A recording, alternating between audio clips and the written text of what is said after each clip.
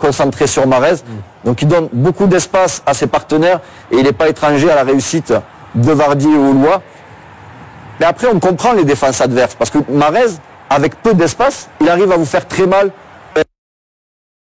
Lionel Messi, il y en a peu qui sont capables, avec autant de joueurs, de densité, de faire la différence sur un pas, sur un dribble. Tout le monde est sur Mahrez. Au final, sa fenêtre de tir, il n'y a pas d'espace là. Il la met au fond. Là, il en a un peu plus. Quand on a sa qualité de prise de balle, ben, ça devient facile.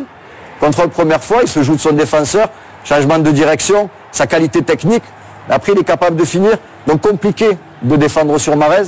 Parce que prise à 2, prise à 3, on voit que finalement, à la sortie, il arrive soit par la passe, soit par le tir à faire la différence. David, on parle de sur le front de l'attaque qui est surtout très important. C'est Okazaki ces derniers matchs. Il était super sub, surtout sur la première moitié de saison, mais là titulaire sur les 5 derniers matchs. Parce que permet de déstabiliser les défenses adverses. On l'a vu, le but contre City où il prend Otamendi avec lui, il crée une fausse piste et il est très très important sur ces derniers matchs. Oui, parce que sinon, deux joueurs dont le registre est identifié, s'ils jouaient que tous les deux, il y a quand même un moment où les adversaires finiraient au bout de quelques mois, on finit par les connaître, on finit par se méfier. Non, il y a aussi autour le volume de Kanté au milieu, il y a Okazaki qui fait des différences, il y a autre chose aussi quand même. Dans la data room, on a voulu séparer donc le duo Vardy-Mahrez analysé par Cédric Taforo.